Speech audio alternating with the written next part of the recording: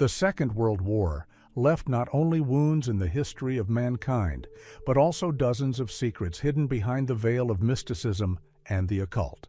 Germany at that time became the center of strange rituals, searches for ancient artifacts and legends about the supernatural. These stories still excite the imagination, making one wonder how deeply war and mysticism are intertwined. Ahnenerbe Society. In the 1930s, an organization emerged in Germany that still makes historians and researchers shudder. It was called Ahnenerbe, which translates as Heritage of the Ancestors. Created on the initiative of Heinrich Himmler, Hitler's closest associate, the society was supposed to study myths, ancient knowledge, and occult practices in order to find confirmation of the ideas about the superior Aryan race. In reality, the Ahnenerbe turned into one of the most mysterious structures of the Third Reich, absorbing a mixture of archaeology, mysticism, pseudoscience, and esotericism. Himmler was deeply fascinated by the idea that the German nation descended from an ancient civilization that possessed superior knowledge and magical powers. He sought evidence in history, myths, and even folklore. To this end, the Ahnenerbe sent expeditions around the world, to Scandinavia, Tibet, Africa, Crimea. These missions were not simply scientific, they had the character of occult searches because the goal was to discover artifacts and ancient texts that could give Germany a mystical advantage. One of the areas of research was archaeology. The Ahnenerbe employees studied the ruins of ancient German settlements, conducted excavations in Europe to prove that it was the Germans who were the heirs of the northern race. The archives contain information that some expeditions were looking for the legendary Grail, others for the Spear of Destiny, the artifact that pierced Christ and which, according to legend, granted power over the world. These searches, which seemed crazy, were supported at the highest level of the state. Occult research occupied a special place in the society's activities. In the laboratories of the Ahnenerbe, they tried to study telepathy, magic, and even conducted experiments with hypnosis and attempts to connect with invisible forces. Some documents indicate that rituals were held in the Wewelsburg Castle, which was transformed into a mystical center for the SS, in which the leaders of the organization tried to call upon the power of ancient ancestors. On the floor of one of the halls was laid out the symbol of the Black Sun, a mysterious sign of 12 runes that became the emblem of a secret cult within the SS elite.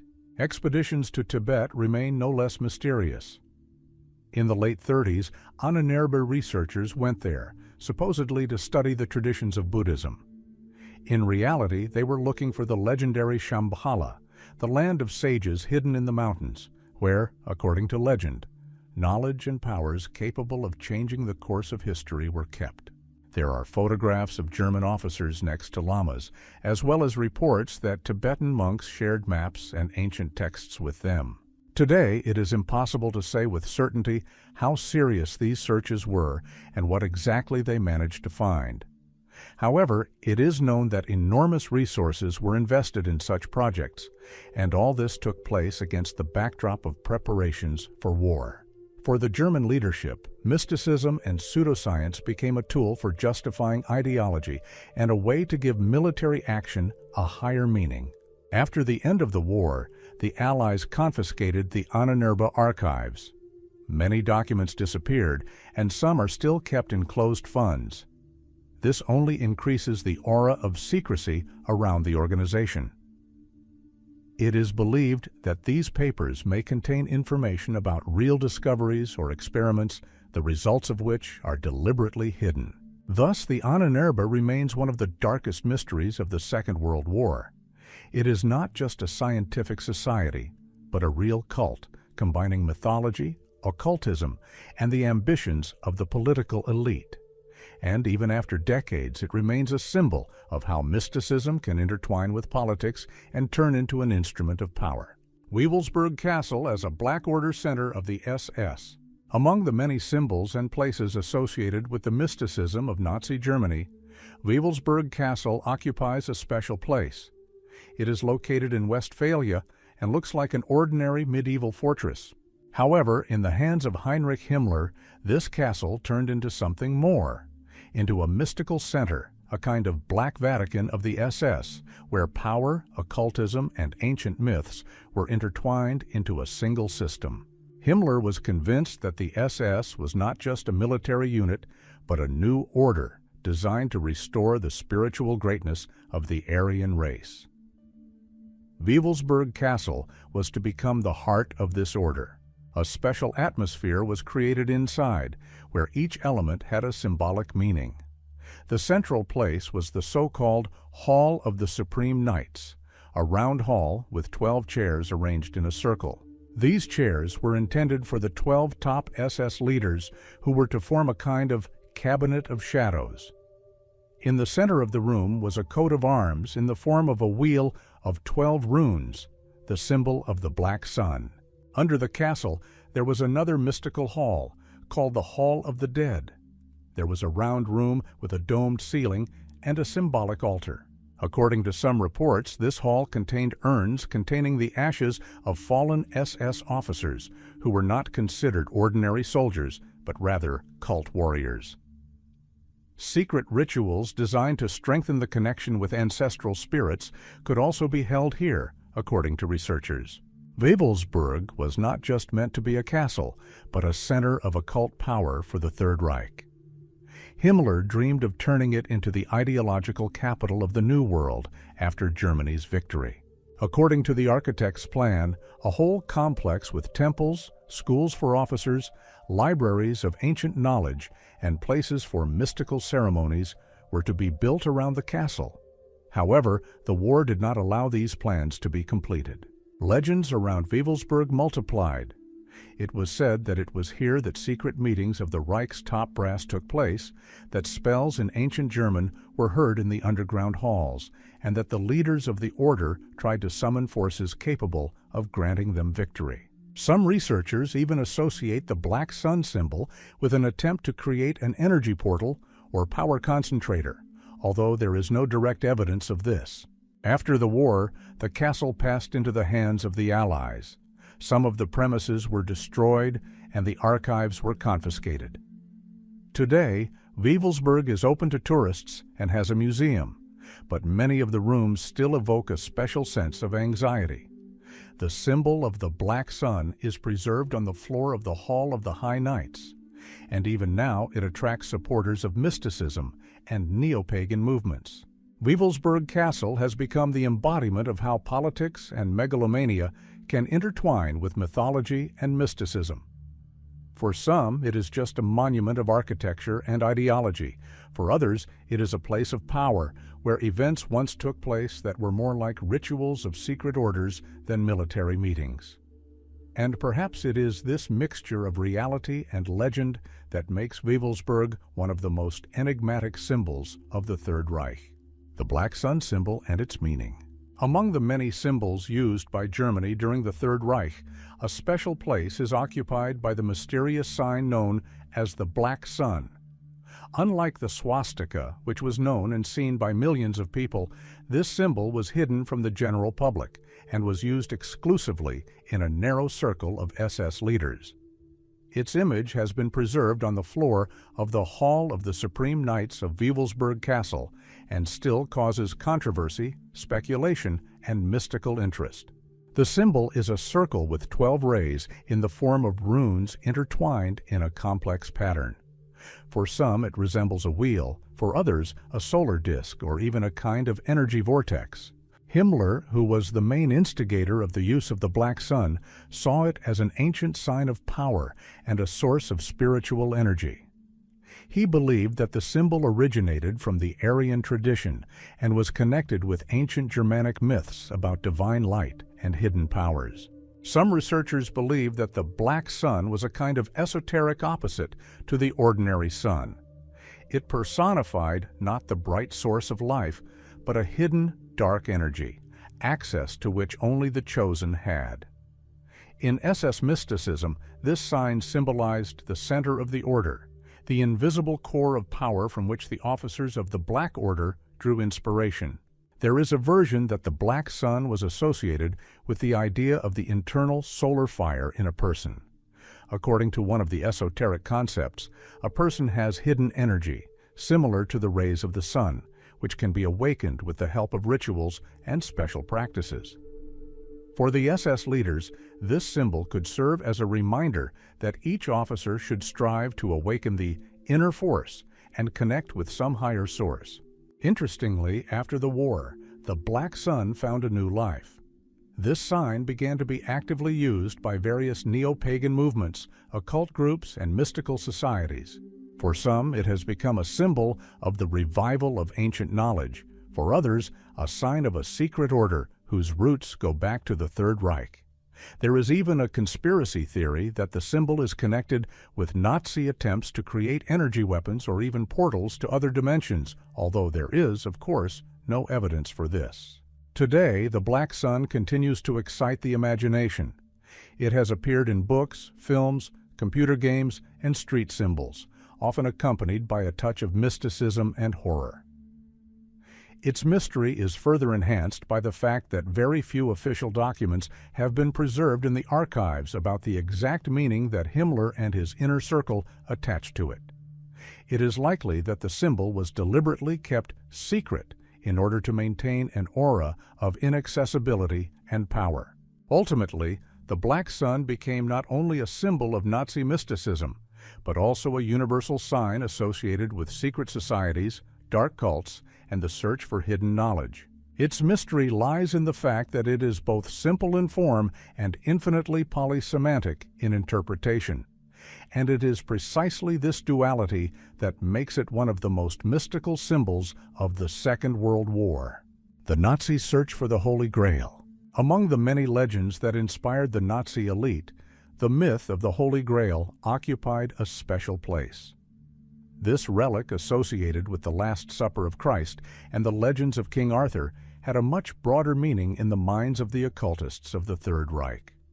For them, the Grail was not just a sacred vessel, but a source of higher power, capable of changing the course of history. Interest in this relic was not accidental. Heinrich Himmler, the head of the SS and the inspirer of the Reich's mystical projects, saw the Grail as a symbol of eternal victory and proof of the existence of a higher Aryan tradition. In his interpretation, the legend of the Grail indicated that it was the Aryans, not the Christians, who were the true heirs of sacred knowledge. Wewelsburg Castle was to become a new Camelot, and SS officers were to be a kind of Knights of the Grail. Researchers claim that Himmler was personally interested in the works of Otto Rahn, a German writer and historian who devoted his life to searching for this relic. Rahn studied medieval chronicles and legends, especially those related to southern France and the castle of Montségur, where the Cathars, a religious movement destroyed by the Crusades, had established themselves in the 13th century. According to legend, it was the Cathars who could keep the secret of the Grail. Otto Rahn went on expeditions, explored castle ruins, translated ancient manuscripts, and was convinced that the Grail really existed. His works attracted the attention of the SS leaders, and soon he found himself in the ranks of this organization, effectively becoming an official knight explorer. In his books, he described the Grail not as a cup, but as a symbol of pure truth, sacred knowledge lost with the disappearance of the Cathars. It is believed that Rahn's search and interest in the Grail were used by Nazi propaganda to create an aura of a sacred mission. Himmler believed that possession of the relic would grant the Reich invincibility and power over the world. According to some reports, the Ahnenerbe expeditions to the Pyrenees and southern France were aimed specifically at finding the Grail. However, no evidence of the find was ever found. The tragic fate of Otto Rahn himself added a mystical touch to the story.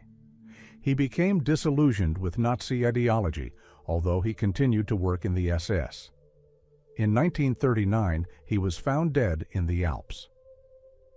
According to the official version, it was suicide, but many believe that his death was connected with his knowledge and too close attachment to secrets that were better kept silent. Today, the legend of the Nazi quest for the Holy Grail has become part of popular culture. It has been exploited by writers, filmmakers, and researchers, creating images of mysterious expeditions, hidden rituals, and mystical discoveries. But even beyond artistic interpretations, it remains clear that the Grail myth was an important part of the Reich's occult ideology. Ultimately, the Holy Grail was not only a religious symbol for the Nazi elite, but also a tool to justify the idea of being chosen. And although they never found the actual artifact, the very obsession with the legend shows how closely politics, mysticism, and ancient myths were intertwined in Nazi Germany. The legend of the Spear of Destiny in the hands of Hitler. Among the many mystical artifacts that have been the subject of legends for centuries, the Spear of Destiny, also known as the Holy Spear or the Spear of Longinus, occupies a special place. According to Christian tradition, it was with this weapon that a Roman soldier pierced the body of the crucified Jesus Christ to make sure of his death. Since then, the spear has been considered a source of mystical power and a symbol of power over the world. There was a belief whoever owns the Spear of Destiny is able to control the fate of humanity, but if he loses it, he will inevitably fall. Even before coming to power, Hitler showed interest in ancient relics and sacred symbols.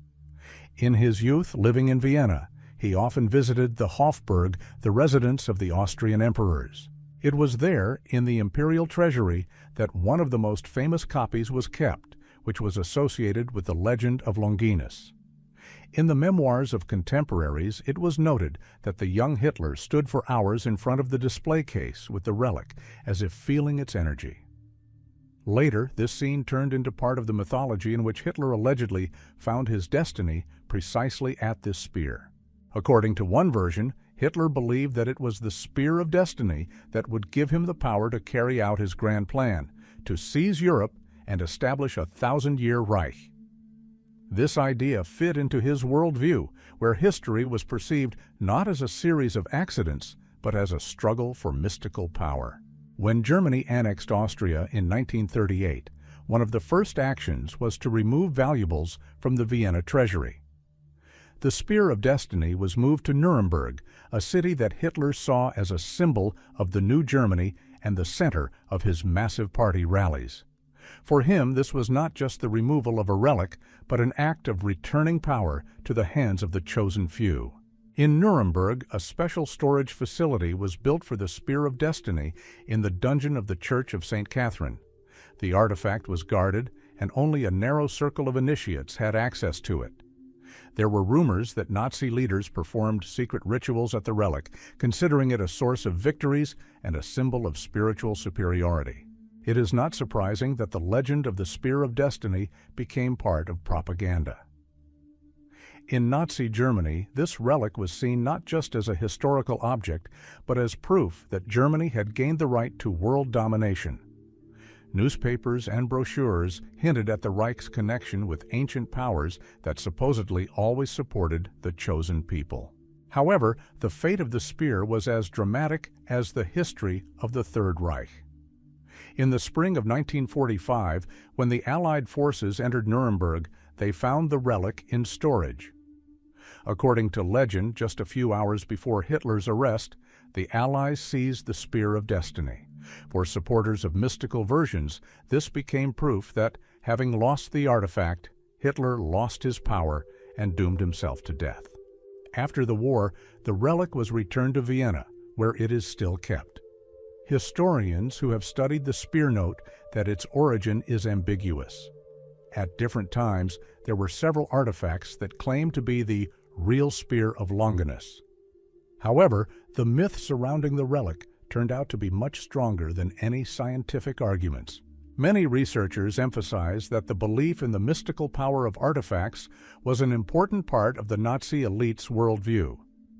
Even if the Spear of Destiny in Hitler's hands was only a medieval relic without sacred power, the very conviction of its significance influenced the decisions and actions of the Reich leadership.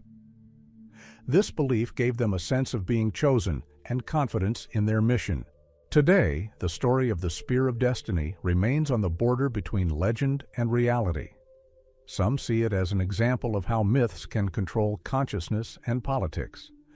Others see it as proof that even in the 20th century, rulers sought support in mystical symbols like ancient chieftains and priests. One way or another, the legend of the Spear of Destiny in the hands of Hitler has become one of the most striking examples of how mysticism intertwines with history. And even decades later, it reminds us that faith in sacred weapons and ancient artifacts can influence the fate of entire nations. SS expedition to Tibet in search of Shambhala. In the late 1930s, Third Reich Germany organized one of the most mysterious expeditions of the 20th century. We are talking about the SS journey to Tibet, officially presented as a scientific mission to study the culture, geography, and biology of the region. But behind this scientific shell was hidden a much more mystical goal: the search for the legendary land of Shambhala, a mythical center of wisdom and power mentioned in Buddhist and Hindu legends. The expedition was led by Ernst Schaefer, a young German zoologist and traveler who already had experience of expeditions to Asia. His mission to Tibet in 1938 to 1939 became one of the most high-profile actions of the Ahnenerbe Society. The SS allocated enormous resources to the expedition, and Heinrich Himmler personally stood behind its organization, convinced that Tibet could hold traces of an ancient Aryan civilization and the key to a mystical force capable of changing the world. Shambhala is described in Eastern traditions as a hidden kingdom, hidden somewhere in the mountains of Central Asia. It is believed that great teachers live there, keepers of secret knowledge, who can open the path to superhuman wisdom and power for the chosen ones. For Himmler and his entourage, this myth coincided with their desire to find the source of Aryan superiority and evidence of the ancient roots of the German nation. The expedition arrived in Lhasa, the capital of Tibet, where the German scientists established contacts with local lamas. They conducted anthropological measurements of the population, collected plant and animal samples, and studied traditions and legends. However, the real interest was centered around ancient texts and oral traditions about Shambhala. According to some reports, lamas actually shared stories about the hidden country with the Germans and showed maps with mysterious places in the mountains. There are photographs of SS officers standing next to Tibetan monks. These images still excite the imagination because they personify the strange union of the Nazi German military machine and the spiritual tradition of the East. Some researchers claim that the Germans took from Tibet not only collections of plants and animals, but also ancient manuscripts containing descriptions of meditative practices and mystical knowledge. There is also a version that the expedition was looking not only for Shambhala, but also for evidence of the Hollow Earth hypothesis, a theory popular among Nazi mystics, according to which hidden civilizations exist inside the planet. It is said that the lamas hinted to the German researchers about underground worlds that could be connected to the legend of Shambhala. Although the expedition officially ended without any sensational discoveries, its results were kept in the SS archives. Some documents were destroyed at the end of the war, while others are still classified. This gave rise to many theories that the Germans had managed to find traces of hidden knowledge and bring it back to Europe. After the war, a conspiracy theory emerged in esoteric circles, according to which Tibetan monks were found in Berlin in a destroyed bunker after Germany's capitulation. Their corpses were allegedly found among the rubble, which gave rise to rumors about a secret connection between the Reich and Tibetan teachers. There is no documentary evidence of this, but the legend lives on to this day. The Tibet expedition was one of the most striking examples of how Nazi Germany combined politics, ideology, and mysticism. For Himmler and his entourage, it was not just a scientific project, but an attempt to touch an ancient secret that could strengthen power and grant supernatural advantages. Today, the history of this expedition is perceived as being on the border between myth and reality. On the one hand, there are reports and photographs that confirm that the Germans really did study the culture and nature of Tibet. On the other hand, Numerous rumors about the search for Shambhala make it part of the occult legacy of the Third Reich. And perhaps this is precisely where its mystery lies. We do not know whether the Germans ever found even the slightest trace of the legendary country, but the very fact of their obsession with the search for an invisible kingdom shows how deeply mysticism penetrated into the heart of the political and military machine of Nazi Germany. Secret rituals at Wewelsburg Castle. The Wewelsburg Castle in Westphalia was already a symbol of Heinrich Himmler's mystical project. But not only architectural plans were born around it, but a whole system of rituals that were supposed to turn the SS into a kind of occult order. For Himmler, this castle was not just a residence, but a sacred center where the new myth of the German nation and its chosenness was born. Inside the castle, a special place was occupied by the Hall of the Supreme Knights, a round room with 12 niches for chairs. It was believed that each chair symbolized one of the Knights of the Order, that is, high-ranking SS officers. By analogy with the legends of King Arthur, this was supposed to be a kind of round table of the new era, where not only military but also sacred tasks were decided. In the center of the hall was the symbol of the Black Sun, consisting of 12 runes. It served as an energy center for the rituals. Beneath the castle was the Hall of the Dead. This dark, domed room contained an altar, and niches could hold urns containing the ashes of fallen officers. According to some documents and oral histories, rituals were held here to honor the spirits of the ancestors. Himmler believed that the death of an officer did not sever his connection with the order, and that the spirits were to return to the living to strengthen their power. The rituals at Wewelsburg Castle combined elements of ancient Germanic cults, pseudo-Christian symbolism, and mystical practices inspired by the esoteric societies of the early 20th century. Officers could take part in ceremonies where they swore allegiance to the order, shed blood in the name of the Reich, and hear the voice of the ancestors. These rituals were intended to create a sense of belonging to a special elite, standing above ordinary people. Some researchers claim that rituals may have included meditation, the recitation of spells in Old German or Latin, and the use of symbols associated with runic magic. Runes were not just signs for the SS, but keys to energy that were supposed to connect them to ancient sources of power. An important part of the rituals was the celebration of special dates, such as the solstices. It was on these days that the highest officers would gather, and ceremonies reminiscent of pagan holidays would be held in the castle. It was believed that at such moments the forces of nature reached their maximum, and the order could connect to these energies. Interestingly, many elements of these rituals were deliberately hidden from the general public. Even ordinary SS members did not know what was happening in Wewelsburg. The castle remained a closed place where only a select few were allowed. This created an aura of mystery and strengthened the belief in the special status of the leaders. After the war, the Allies found many artifacts in the castle that were associated with occult symbolism. Runic signs, remains of ritual objects, and architectural elements created with a clearly esoteric purpose were discovered. Many documents describing the rituals disappeared. Some were destroyed by the Nazis themselves, some were taken to secret archives. This gave rise to even more rumors and speculation about what exactly was happening within these walls.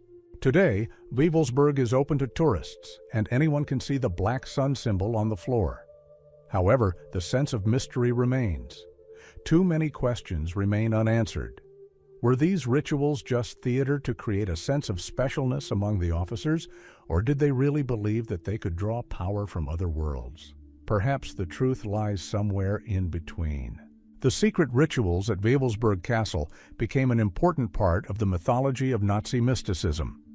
They show that the leadership of the Reich sought to create not only a military, but also a spiritual structure based on the cult of power, death, and ancestors. And this is what makes Wewelsburg one of the darkest symbols of the Third Reich, a place where politics and magic intertwined into a single cult of power, using astrology and the prophecies of Nostradamus. Although the Third Reich relied on the image of a scientific state, there was a hidden fascination with esotericism and astrology within it. Heinrich Himmler and some of his inner circle believed that the fate of empires could be predicted and even changed with the help of the stars and ancient prophecies. One of the key sources of such inspiration were the texts of the 16th century French seer Michel Nostradamus, whose cryptic quatrains were interpreted as predictions of future wars and the fall of empires. Interest in Nostradamus arose back in the 1920s when his books began to be actively republished in Germany.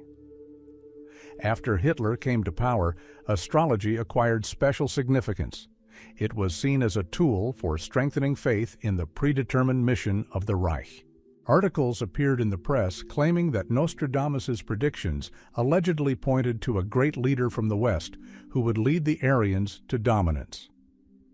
These interpretations gave the public the feeling that events were unfolding according to fate. Nazi propaganda used special astrologers and occultists. One of them was Karl Ernst Kraft, a student of the famous Swiss astrologer Karl Krause. Kraft gained fame for supposedly predicting the bombing of Britain and even an assassination attempt on Hitler. His predictions interested the leadership, and for a time he enjoyed the attention of the elite, although he was later arrested on suspicion of having connections with enemies of the Reich. Astrology played a special role in the Information War.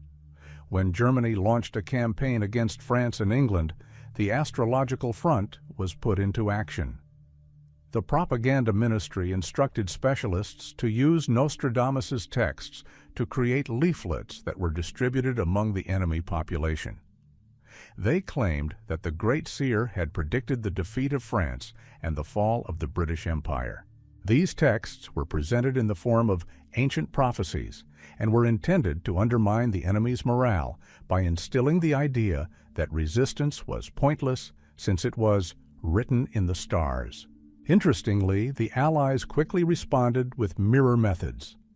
Astrologers and analysts also worked in London, creating fake quatrains of Nostradamus, interpreting them in favor of the victory of democratic countries. Thus, on both sides, the ancient text was transformed into a weapon of psychological warfare in which mysticism was used as a means of propaganda. It cannot be said that all Nazi leaders believed in astrology in the same way. Hitler had a contradictory attitude towards it. On the one hand, he was familiar with predictions, but on the other, he did not like open discussions of such topics. However, Heinrich Himmler, Rudolf Hess, and some of his entourage were actively interested in esotericism. Hess, known for his eccentricity, even consulted personal astrologers before making decisions. His famous flight to England in 1941 was, according to some accounts, inspired by astrological calculations that promised a turn of fate. After the failure of Hess's mission, the attitude towards astrology at the top of the Reich changed. Hitler ordered an operation against occultists, a mass campaign of arrests of astrologers, mediums, and fortune-tellers. Nevertheless, despite the ban, the secret interest in prophecies did not disappear. Himmler continued to look for answers in them and even thought about creating his own school of astrology for the SS. As for Nostradamus, his figure remained in the spotlight until the end of the war. His quatrains continued to be interpreted both in Nazi Germany and among its enemies. For some, he was a prophet who predicted catastrophes. For others, he was just a convenient tool whose texts could be interpreted in a way that suited the moment. The impact of these prophecies on actual events is difficult to measure, but it is clear that belief in predestination and mystical destiny played a role in shaping the psychology of the Reich leaders and was used as a powerful propaganda tool.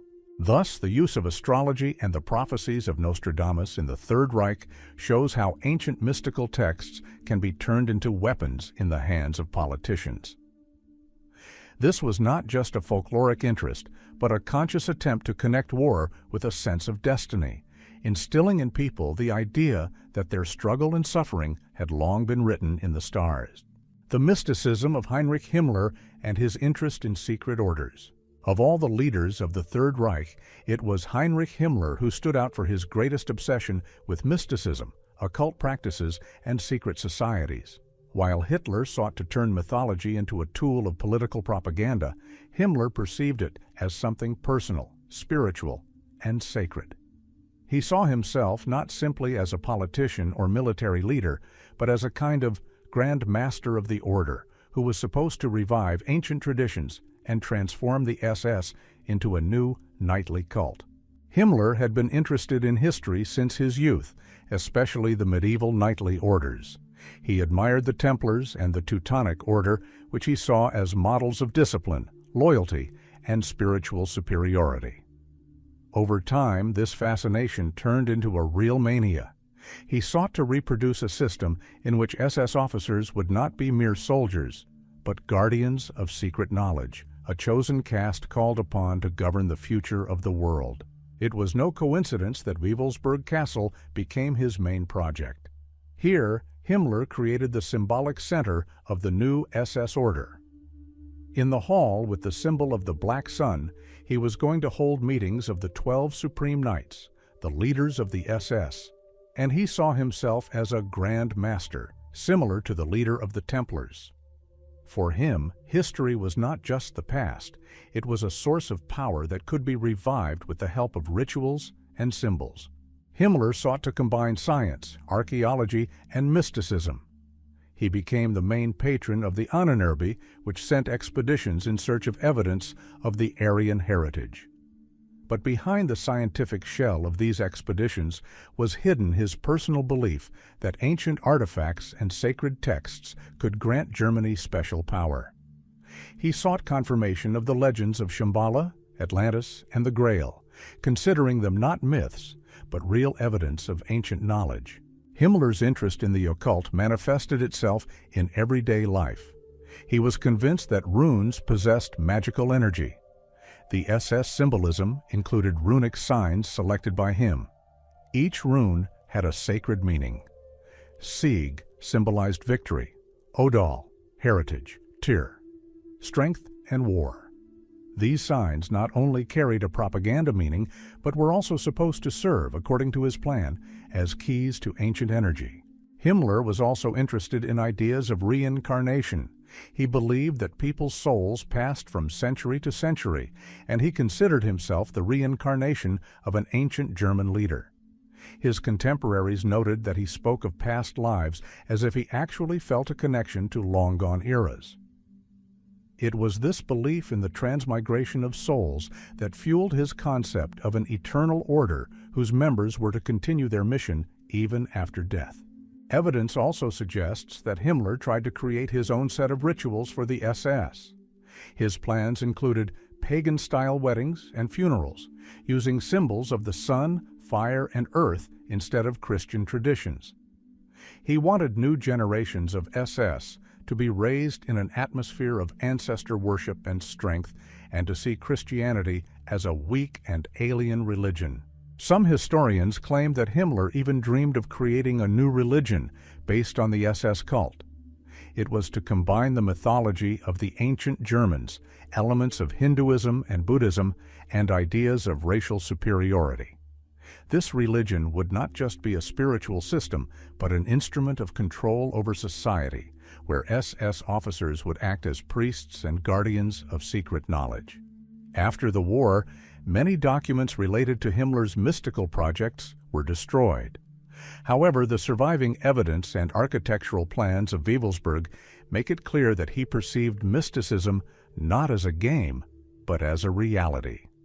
For him, magic and symbols were part of power, and the SS order was an instrument for creating a new sacred Europe. The mysticism of Heinrich Himmler remains one of the most sinister aspects of the history of the Third Reich. It shows how closely politics, ideology, and occult beliefs were intertwined in Germany. And perhaps it was this mixture of fanaticism and mysticism that gave the Nazi regime the terrible energy that allowed it to subjugate millions of people and unleash a war that killed tens of millions. Ahnenerbe experiments in telepathy and magic. The Ahnenerbe, founded on the initiative of Heinrich Himmler, was officially positioned as a research institute studying the history and culture of the Germanic peoples. But behind the facade of scientific activity lurked a much darker and mystical side. Within the walls of the Ahnenerbe, experiments were conducted that today sound like the plot of a mystical novel. Attempts to use telepathy, magical rituals, and supernatural powers for the needs of the Third Reich. Himmler sincerely believed that spiritual energy and hidden human abilities could be turned into weapons. His interest in the occult was fueled by the idea that the ancient Aryans possessed secret knowledge that had been lost over the centuries, and that the SS could recover this knowledge and use it to conquer the world. That is why the Ahnenerbe became a laboratory not only for archaeological research, but also for experiments on the border between science and mysticism. One of the areas of research was telepathy. Experiments were conducted in laboratories in which mediums or specially trained employees tried to transmit thoughts at a distance. There is evidence that concentration camp prisoners participated in these experiments, who were forced to be guinea pigs. The Nazis hoped that telepathy would allow them to control soldiers on the battlefield, transmitting orders without radio communication, or to read the thoughts of enemies. There is no official confirmation of the success of such experiments, but the very fact that a government agency allocated resources for such experiments speaks of the seriousness of their intentions. No less interesting was the direction connected with magical rituals. In the Ahnenerbe, there were divisions engaged in the study of ancient spells, symbols, and runes. Runes were seen as keys to energy that could influence reality. Runic magic was used in the creation of SS symbols, and according to some researchers, in secret ceremonies held at Wewelsburg Castle. Some documents that survived the war indicate that the Ahnenerbe attempted to combine magical practices with scientific methods. For example, rituals were accompanied by biofield measurements, experiments with hypnosis, and the use of psychotropic substances. It was assumed that special states of consciousness could open access to higher energy or collective intelligence. A separate area concerned the search for ways to contact other forces. The archives mentioned experiments with summoning spirits, automatic writing practices, and the use of mediums to receive messages. Some versions claim that Nazi occultists tried to contact ancient Aryan teachers or even extraterrestrial civilizations. Such stories seem fantastic, but they continue to excite researchers today. There is a version that it was within the framework of the Ahnenerbe that experiments were conducted to create magic weapons.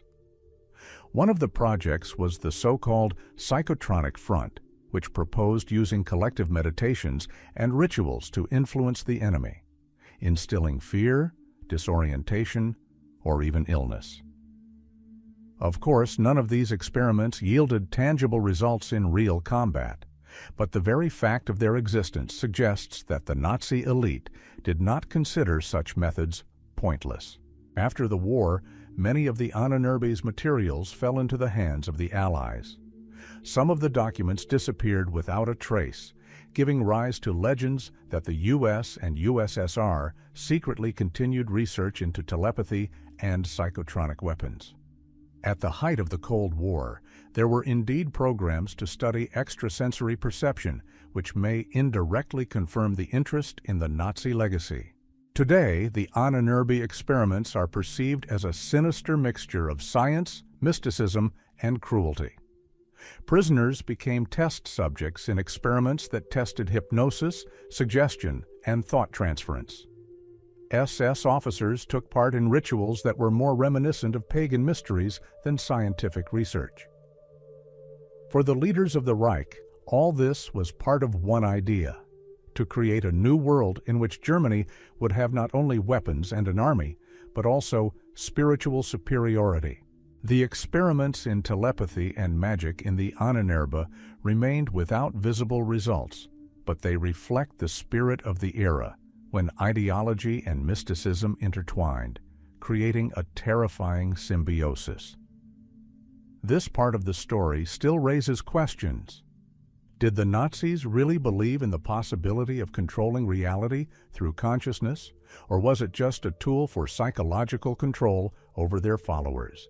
One way or another, the Ahnenerbe went down in history not only as a symbol of cruel experiments and pseudoscience, but also as one of the darkest projects where human life was subordinated to the idea of searching for supernatural power.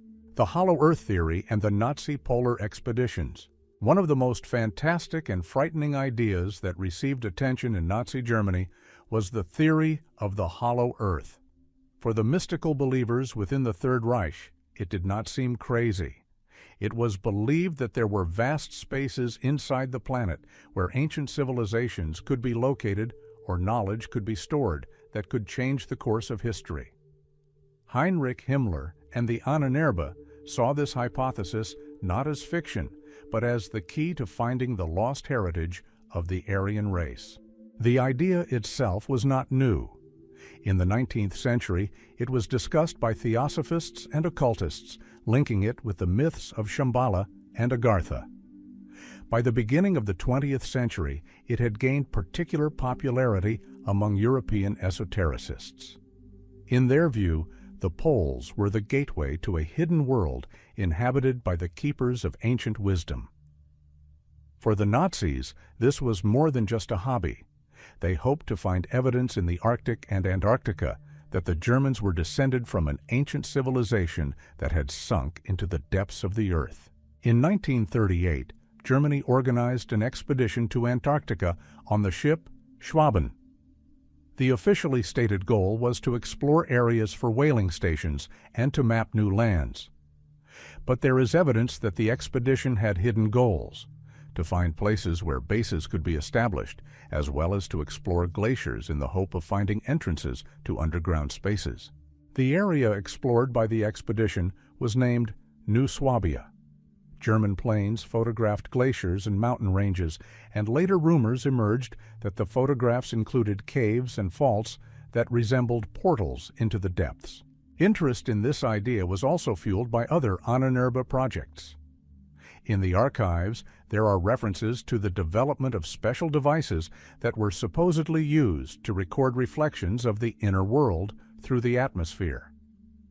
For the scientific community, this seemed absurd, but for the Reich leadership, this was another way to prove the myths on which the ideology was built. After the war, the legends about the Hollow Earth only grew stronger. Versions appeared that the Germans managed to build a secret base in Antarctica, known as Base 211, and even transported scientists, submarines, and equipment there. In the late 1940s, the United States carried out a massive operation called Operation High Jump under Admiral Richard Byrd, officially for training in polar climates.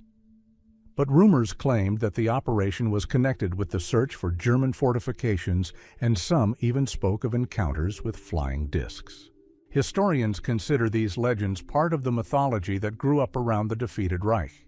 But the fact remains: Germany did show interest in the polar regions, and the Swabia expedition was real. For the Nazi elite, this was a way to tap into secrets that could give their ideology an additional aura of selectivity. Even if they did not find any entrances to the inner world, the idea itself shows how deeply mysticism penetrated the political and military projects of the Third Reich. Secret bases of the Third Reich in Antarctica. In the late 1930s, the Third Reich showed interest in the most remote and mysterious continent on Earth, Antarctica. To the outside world, the expedition sent out in 1938 on the ship Schwaben looked like a scientific mission with economic goals, finding places for whaling stations, mapping poorly studied territories, and strengthening Germany's prestige as a maritime power. However, behind the official reports, there was another side to the story, much more mystical and disturbing. The SS leadership and the Ahnenerbe saw Antarctica not only as a harsh desert of ice, but also as a possible entrance to worlds spoken of in ancient legends. The expedition surveyed a huge stretch of the Queen Maud Land coastline and mapped new territories, calling them New Swabia.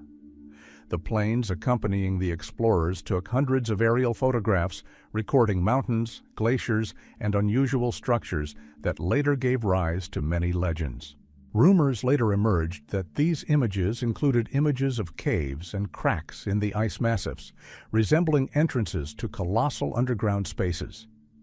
For many, this detail was proof that the Germans were not simply looking for convenient bays, but for gateways to unknown worlds.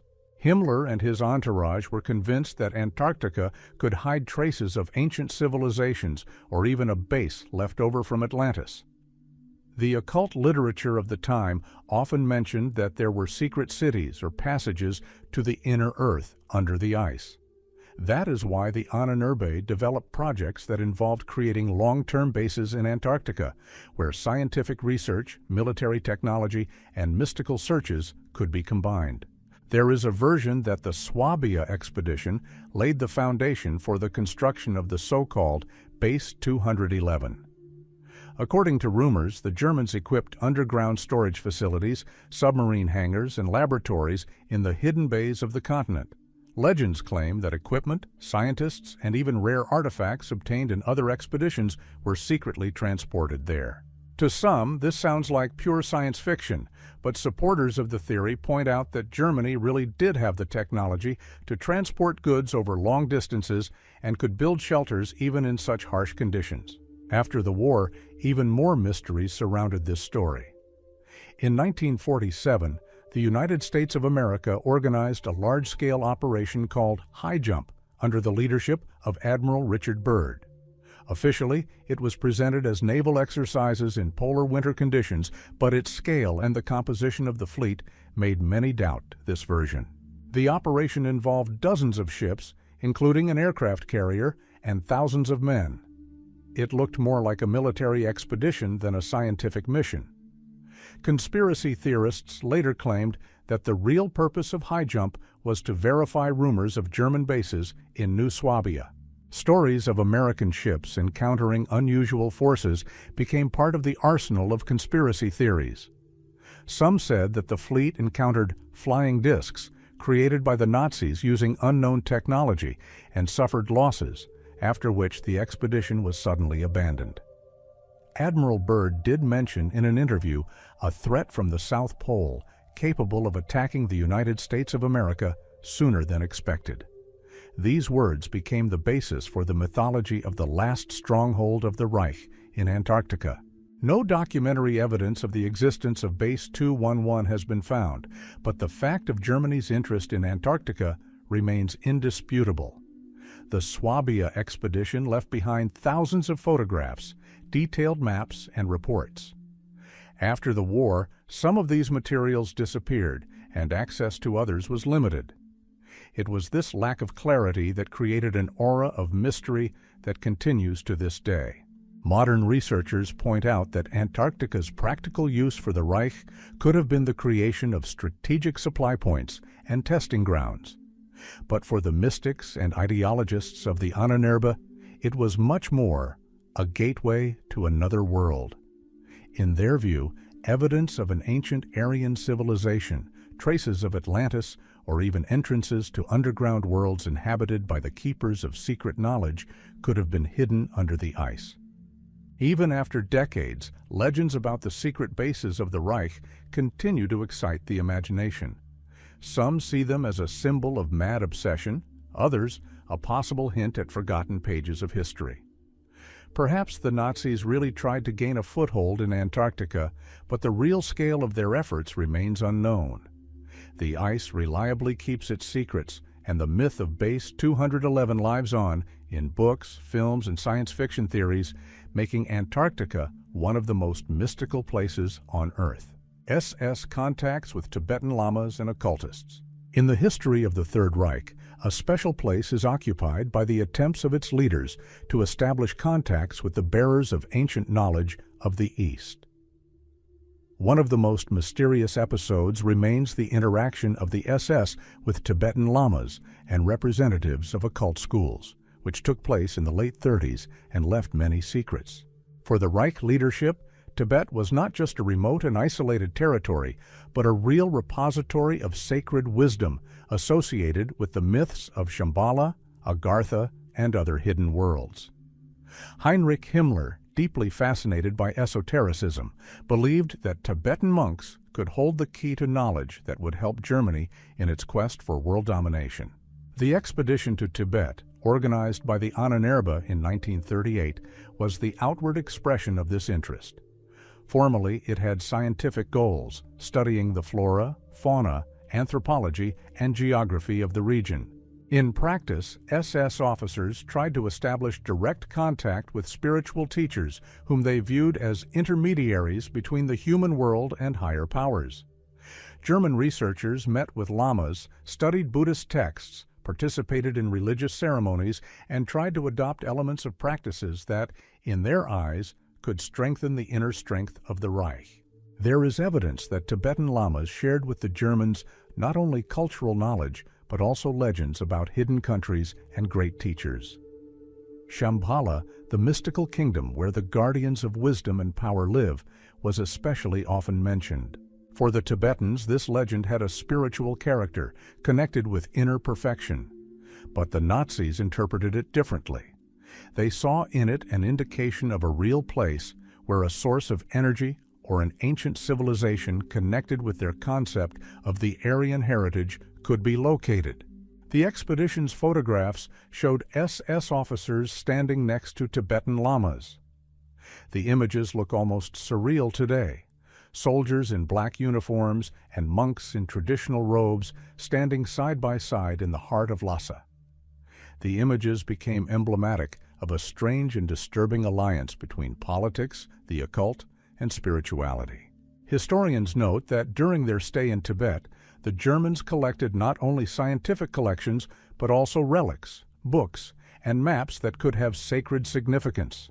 Some of these materials disappeared without a trace after the war, which gave rise to new legends about knowledge taken to the Reich. Conspiracy theories claim that some lamas agreed to cooperate with the Germans, seeing them as allies against British influence in the region. According to these rumors, the monks shared meditation practices, texts on inner energy, and legends about the underworld. After the war, there were even stories about Tibetan bodies in SS uniforms being found in ruined Berlin, which seemed to confirm their close ties. These stories have not been documented, but the fact that they appeared shows how closely mythology has become intertwined with history. The SS's interest in Tibet and its lamas was not accidental. In esoteric circles in Europe, there had been a belief since the late 19th century that the East held traces of an ancient civilization that preceded modern humanity. Theosophists, occultists, and researchers spoke of Shambhala and Agartha as real places, and of lamas as the keepers of this knowledge. The Nazis took up this idea and made it part of their ideology. For them, contacts with lamas were not just a cultural exchange, but a search for confirmation of their own myths about the superior race and its mystical origins. After the war, the Allies carefully studied the Ahnenerbe archives, but a significant portion of the materials disappeared. This gave scope for many theories. Some claimed that the Germans had indeed found confirmation of the legends about Shambhala, and had taken manuscripts describing ancient technologies from Tibet. Others believed that contacts with lamas were purely political in nature, and there was no mysticism in them.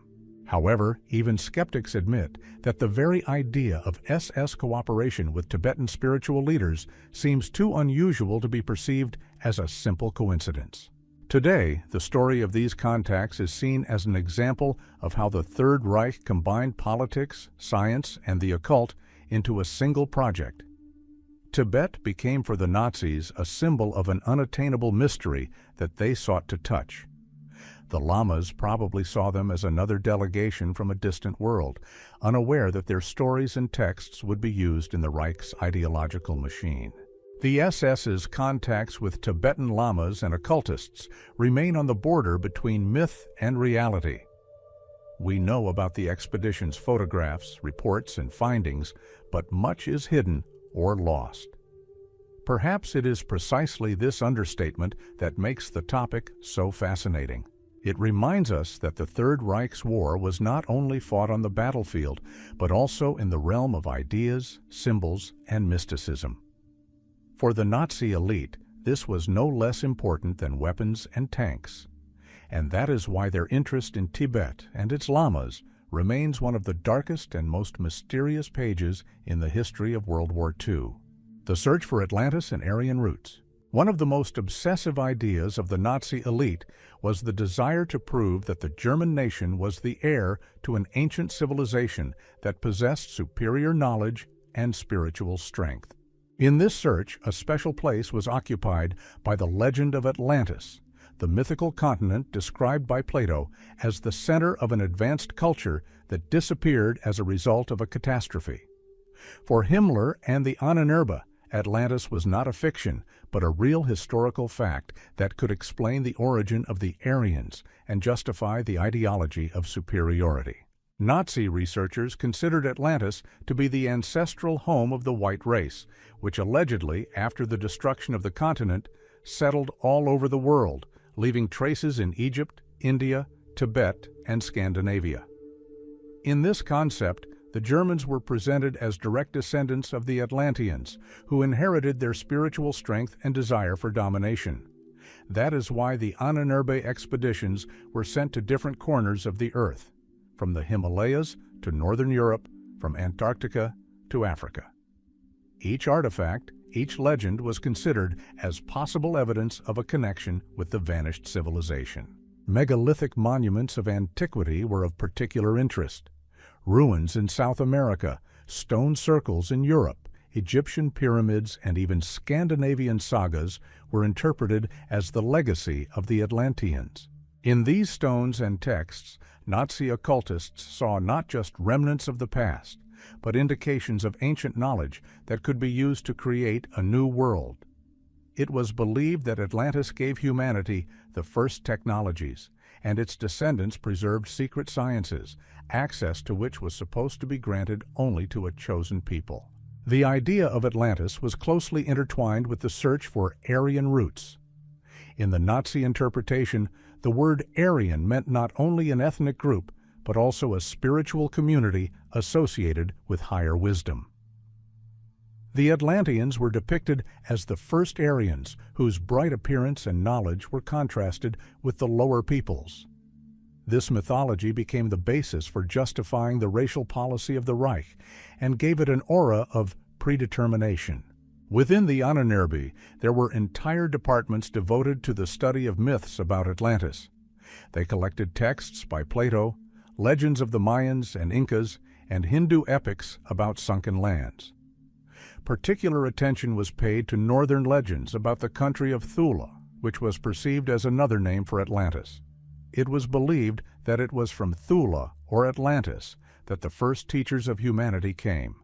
This idea was later transformed into the legend of the Thule Society, which in fact became one of the ideological sources of National Socialism. Some expeditions searched for concrete material evidence. In Scandinavia, they looked for ancient sanctuaries and stone symbols that could point to the northern origin of the Atlanteans.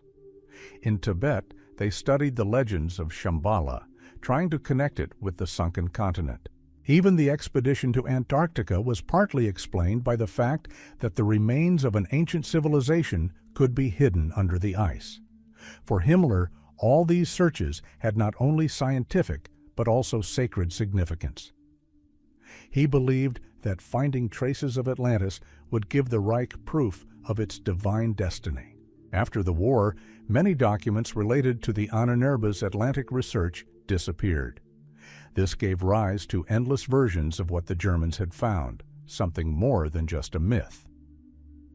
Conspiracy theorists claimed that the Reich archives contained maps of sunken lands and descriptions of technologies lost by modern humanity. Some believed that the Nazis were trying to use this knowledge to create weapons.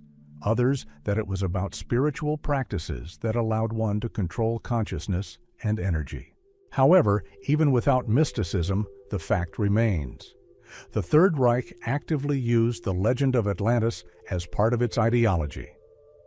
This myth inspired the people with a sense of being chosen and gave the elite a sense of connection with ancient forces.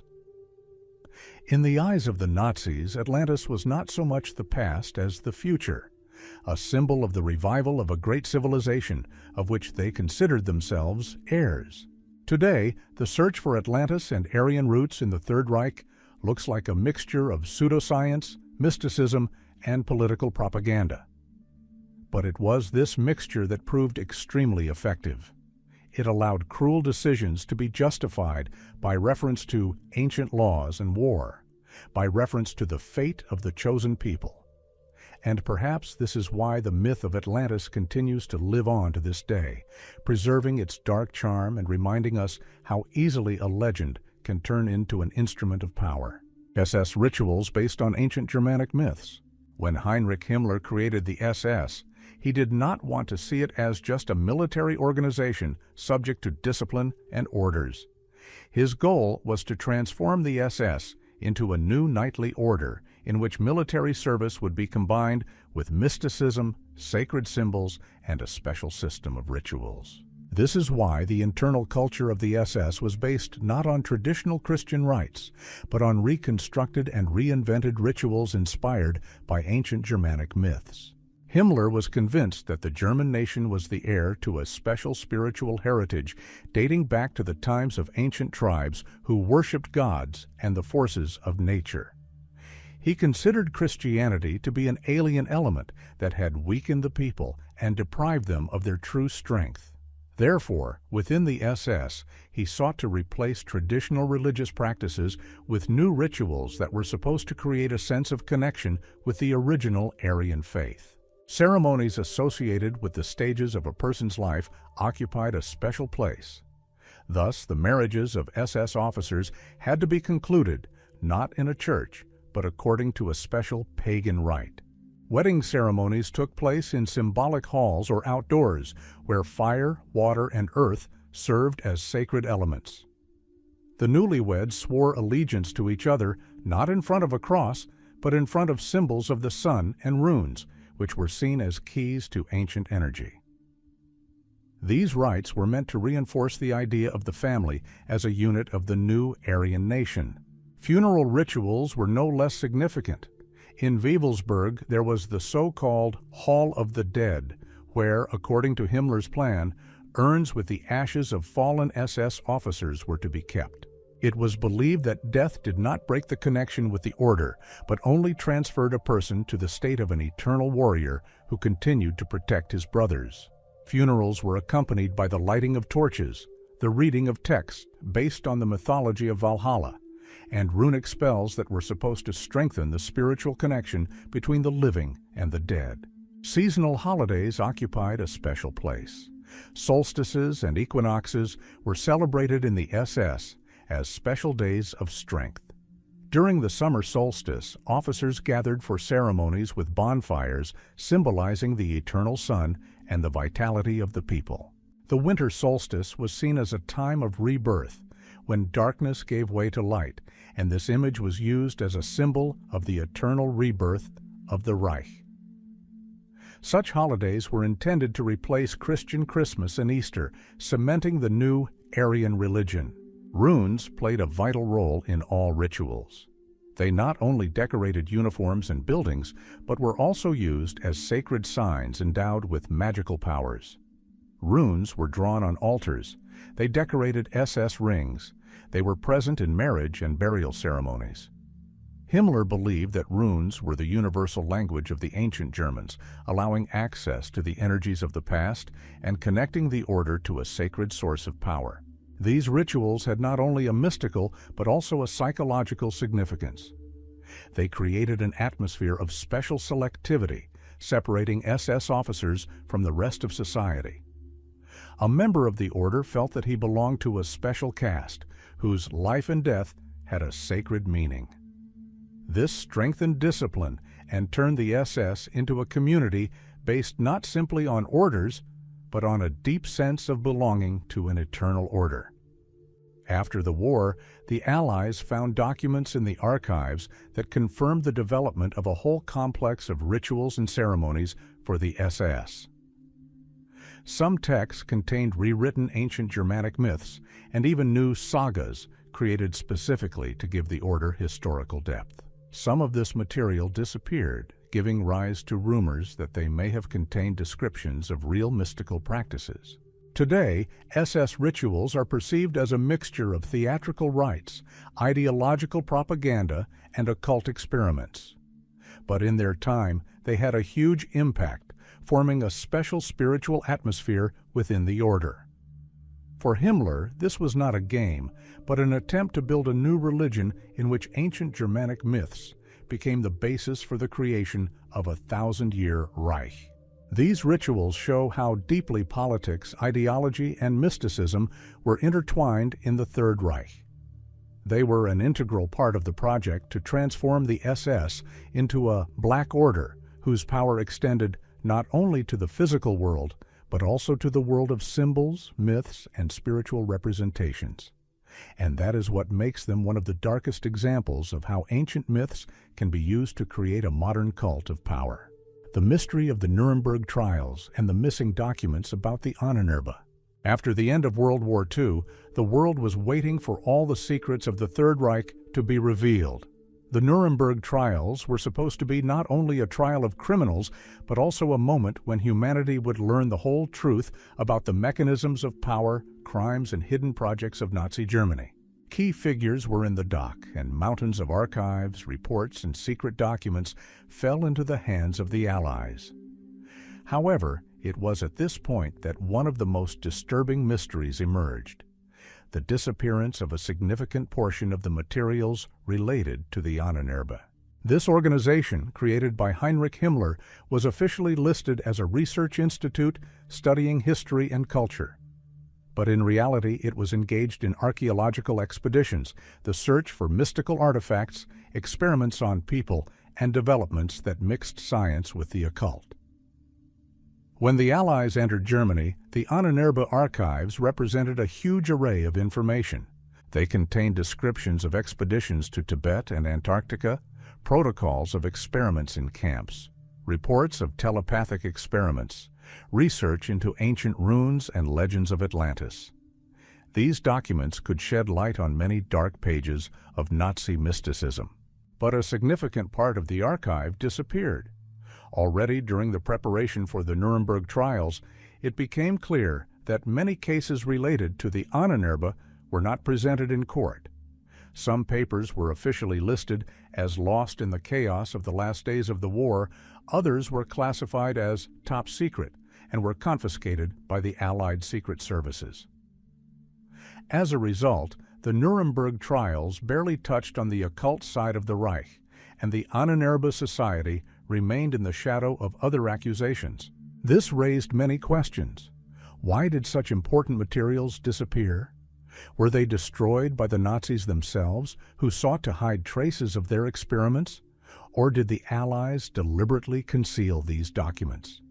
There is a version that the secret services of the United States of America and the Soviet Union took the archives for their own research.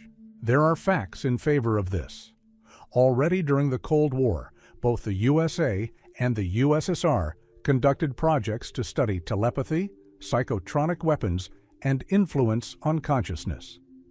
It is possible that Nazi developments became the basis for these programs. What makes the situation particularly mysterious is that some of the people involved with the Ahnenerbe escaped harsh punishment. Some of the employees were convicted, but many ended up in the service of the new authorities. The scientists involved in the experiments were secretly taken to the United States as part of Operation Paperclip, or ended up in the USSR. There, they continued their work, but under the control of their new masters.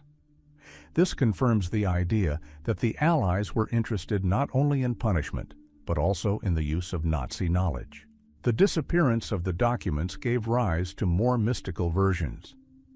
According to one of them, the archives of the Ahnenerbe contained materials about the found artifacts, possibly connected with the legends of the Grail, the Spear of Destiny, or Shambhala.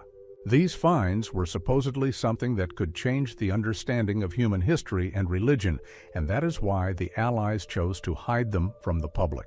Another version claims that some of the documents fell into the hands of private individuals and are stored in secret collections, from which hints and scraps of information sometimes emerge. Skeptics believe that the mystery of the disappeared archives can be explained simply.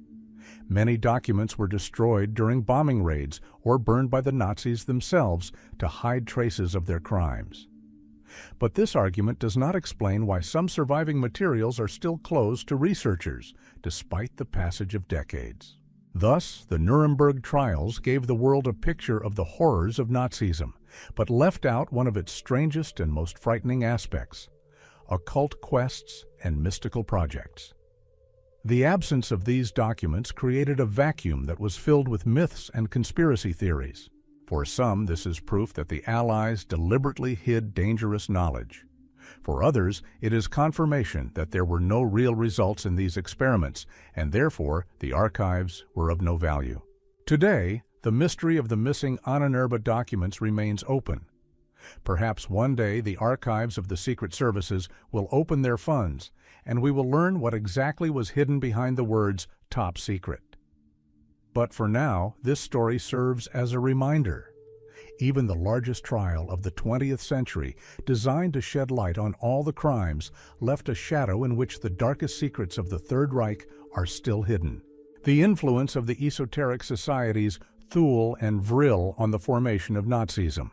The history of the Third Reich is usually perceived as a political and military phenomenon, but its roots go much deeper, into the mystical and esoteric currents of the late 19th and early 20th centuries. Among the many secret associations, a special place was occupied by the Thule Society and the lesser-known but no less mysterious Vril Society. These organizations played an important role in forming the ideological foundation of National Socialism, and their mythology and occult views had a direct influence on the symbolism, ideology, and cult atmosphere of the future Reich. The Thule Society was founded in Munich after World War I. Its founder, Rudolf von Sebottendorf, was fascinated by Eastern mystical teachings, astrology, and ideas of racial superiority. The name Thule came from the mythical northern island, which ancient authors considered the edge of the inhabited world.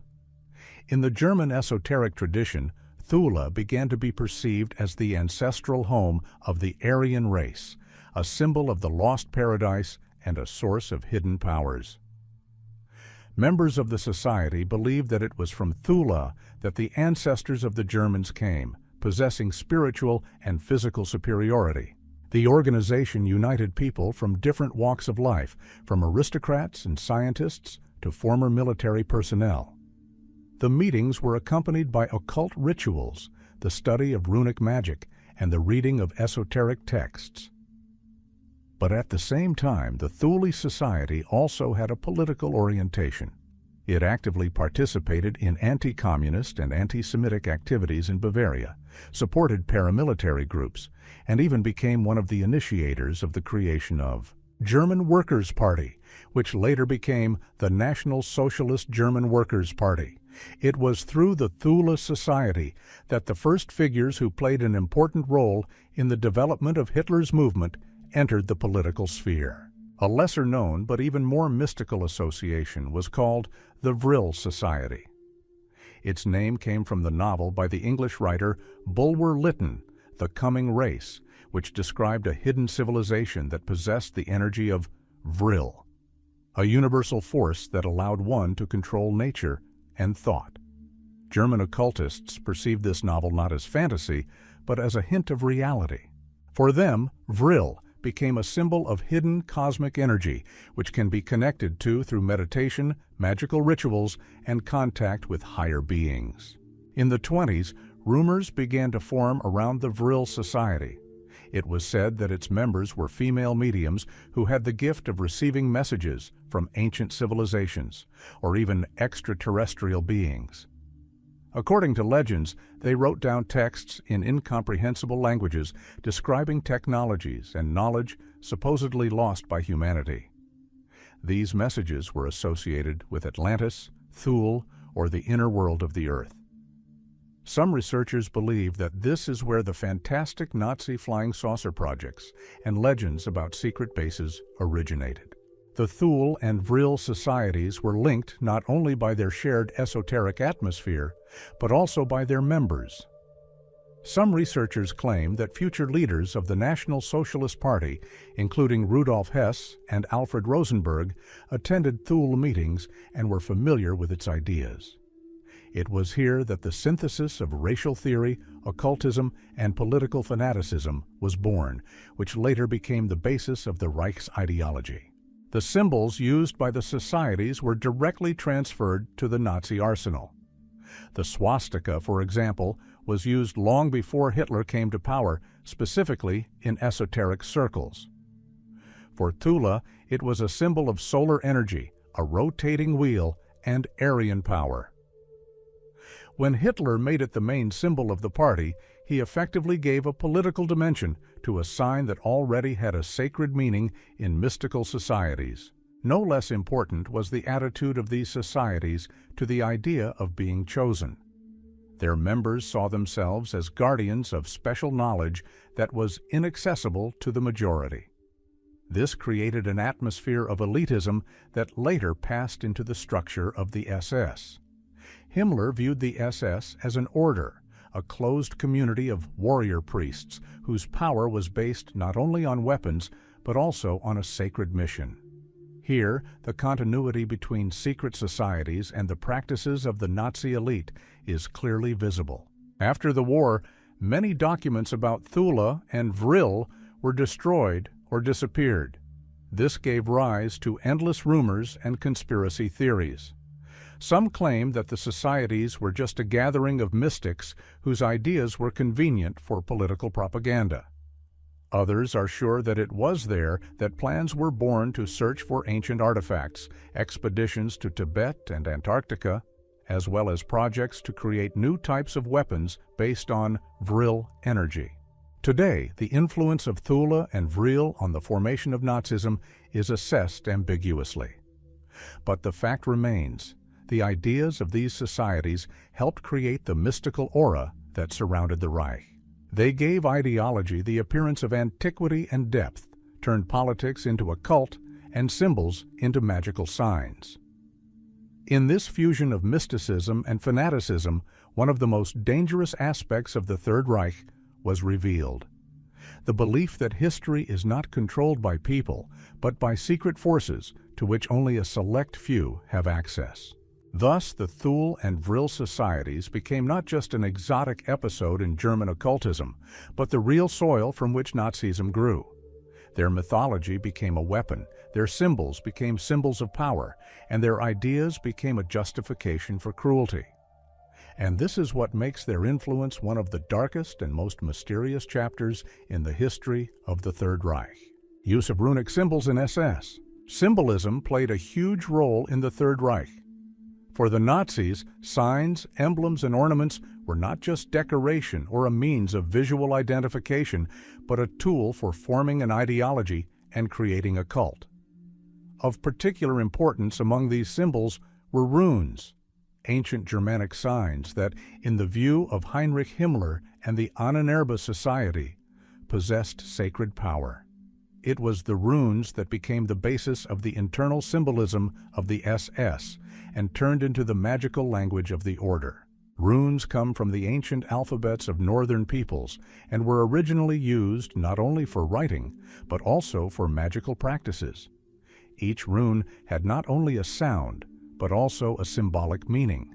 It was associated with gods, forces of nature, fate, and human qualities. In the 19th century, interest in runes was revived by romantics and occultists, who began to interpret them as a universal language of ancient wisdom. It was from this cultural context that the Nazis borrowed runic symbolism, making it part of their ideological system. The most famous example was the two Sieg runes used in the SS emblem. These lightning bolts symbolized victory and power. In Himmler's eyes, they were not just stylized letters, but a magical sign linking the order to ancient sources of energy. SS members wore them on their collar tabs and rings, turning them into a sign of belonging to the chosen brotherhood. The double rune became a symbol of the elite, who perceived themselves as guardians of special knowledge and power. Another important rune was the Odal, depicted as a rhombus with tails. It symbolized heritage, lineage, and land. This was a key concept for Nazi ideology. SS officers were to see themselves as protectors of the Aryan heritage linked to blood and soil. This rune was used in coats of arms, documents, and even architecture, emphasizing the idea of a people's connection to their ancestors. The rune Thur, depicting an arrow pointing upwards, symbolized strength, war, and the desire for victory. It was often used on banners and memorials. In the eyes of Himmler and his entourage, it was a symbol of a warrior ready to sacrifice himself for a great cause. The Hagel rune had an even more mystical meaning. It was a sign of fate and cosmic order. In some SS rites, it was used as a symbol of the integrity of the order and mystical unity. It was believed that this rune embodied the hidden order of the universe to which every SS member should aspire. The rune Ur also occupied a special place, signifying harvest and eternal renewal. It was used in the marriage ceremonies of SS officers to symbolize the continuation of the family line and the strengthening of the nation. Thus, runic signs were included in the stages of a person's life, turning his personal events into part of the mythological project of the Reich. Runes were most widely used in SS cult objects. Each officer received a ring known as the Death's Head Ring. It was decorated with a skull and crossbones, but also contained runic symbols. Himmler presented these rings personally, turning them into a sign of mystical connection with the order. After the owner's death, the ring had to be returned to Wewelsburg Castle, where it was kept as part of the sacred heritage. Thus, runic symbols became an integral part of the cult of ancestors and eternal memory. Runes were also used in architecture. On the walls of Wewelsburg Castle, in the ritual and assembly halls, one could see runic signs embedded in the interior design. This was meant to remind officers that they were in a sacred space connected to an ancient power. Even the ornaments on furniture and weapons sometimes included runic motifs, turning everyday objects into magical artifacts. All these symbols played an important role in the formation of the special atmosphere of the SS. The runes gave the officers the feeling that they belonged to an ancient order whose roots went back to the mythical past. This feeling of being chosen and having a sacred mission strengthened their loyalty and discipline. Ultimately, the runic symbolism became not just a decorative element, but an instrument of psychological influence and ideological control. After the war, SS runes were banned, and their use in public spaces became a criminal offense in Germany. However, interest in them has not disappeared. On the contrary, in neo-pagan and neo-Nazi circles, they continue to be used as symbols of hidden power. In the modern context, this only enhances their sinister aura, turning them into signs burdened with history and mysticism. The use of runic symbols in the SS thus shows how deeply the Nazis integrated mythology into real politics and military practice. For Himmler, runes were not just archaic signs, but a tool for creating a new religion for the Reich. They linked the past with the present, turning SS officers into priests and warriors at the same time. And that is why runic symbolism remains one of the darkest legacies of the Third Reich, where magic and fanaticism merged into a single cult. Legends of Nazi UFOs. One of the most persistent and mystical legends associated with Nazi Germany remains the story that in the last years of World War II, the Reich allegedly developed secret flying machines that resembled modern flying saucers. These stories combine real facts about technical experiments with military aviation and fantastic elements that give them an aura of mystery. For some, this is nothing more than a conspiracy theory. For others, a hint of reality hidden in inaccessible archives. The legend is based on Germany's desire for technological superiority. The Nazi elite understood that the war would be won not only by the number of soldiers, but also by the quality of weapons. That is why the Reich actively developed rocket and aviation projects, such as the famous ballistic missile and jet fighter. These developments showed that German engineers were capable of creating weapons models that were ahead of their time. Against the backdrop of such achievements, the idea of flying saucers did not seem so incredible. The most common Nazi UFO legends mention projects called Haunebu and Vril. According to the stories, secret SS laboratories were working on creating disc-shaped devices capable of vertical takeoff, hovering in the air, and reaching incredible speeds. The inspiration for these machines was allegedly the texts of the Vril Society, an esoteric group that claimed that humanity could tap into the cosmic energy of Vril. German engineers, according to these versions, tried to implement this idea in a real technical project. According to conspiracy theories, the first prototypes were built in the early 1940s and were tested at secret bases in the Czech Republic and Poland. The devices were discs several dozen meters in diameter with a cabin in the center and a system of rotating turbines. Some testimonies claimed that such devices were allegedly observed by eyewitnesses. They described strange objects hovering in the sky and moving in trajectories that were not typical of ordinary aircraft.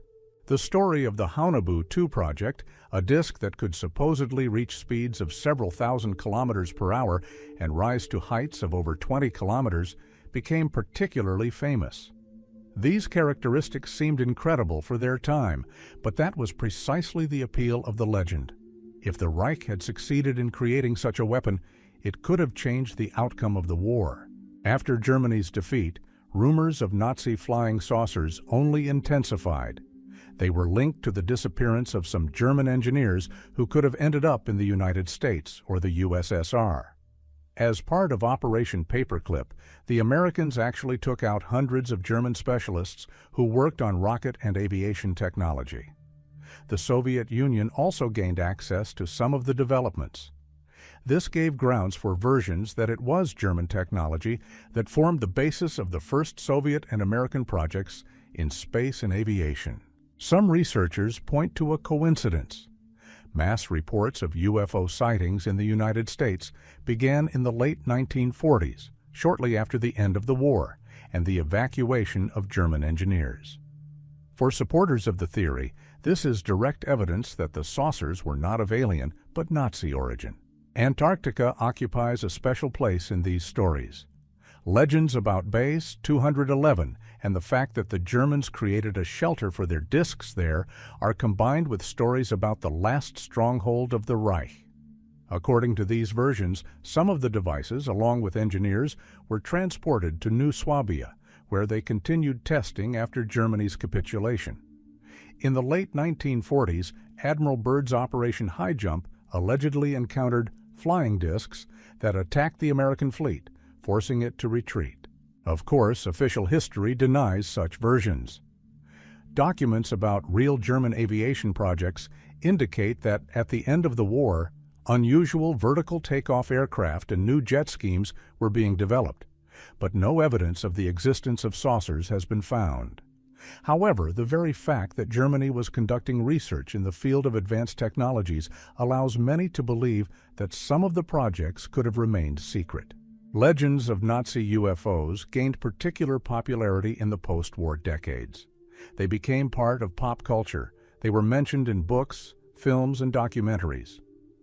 These stories combined mysticism, science, and politics, creating an image of the Reich as a force that went beyond human capabilities. For some, this is a symbol of madness and fanaticism. For others, a hint of hidden knowledge that has not yet been revealed. Ultimately, the story of Nazi flying saucers straddles the line between myth and reality. Perhaps the Nazis did attempt to build disc-shaped craft inspired by both scientific and mystical ideas. Perhaps it was all just a post-war invention, fueled by rumors and fears. But the very fact that the legend has lived on and evolved for more than 70 years shows its power. It has become an integral part of the mythology of the Third Reich, a mythology in which science, magic, and fanaticism are intertwined in a frightening and fascinating pattern. Occult interpretations of World War II as a magical battle. The Second World War is usually considered the largest military conflict of the 20th century, in which armies, ideologies, and economies clashed. But there is another view which goes into the realm of mysticism. For some researchers, esotericists, and writers, this war was not just a struggle of states, but a real magical battle, in which not only armies but also spiritual forces fought. This approach may seem like a metaphor at first glance, but in reality, it has its basis in the real obsession of the Third Reich leaders with the occult, and the desire to give the war a sacred meaning. For the Nazi elite, the war was not only a geopolitical event, but also part of a cosmic drama. Heinrich Himmler saw the SS as an order fighting to restore the ancient order lost with the destruction of Atlantis. He was convinced that the war would allow Germany to reclaim its role as a chosen people connected to ancestral forces and secret sources of energy.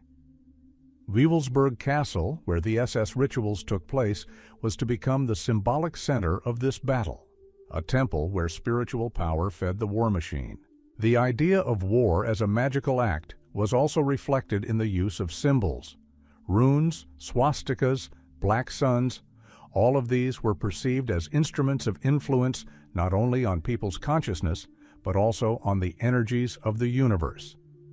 In the eyes of the Reich esotericists, every victory and defeat had not only a military, but also a mystical dimension, and the war itself was seen as part of the struggle between light and darkness, where each sign had a sacred meaning. On the other hand, the Allies also turned to mystical images, although to a lesser extent.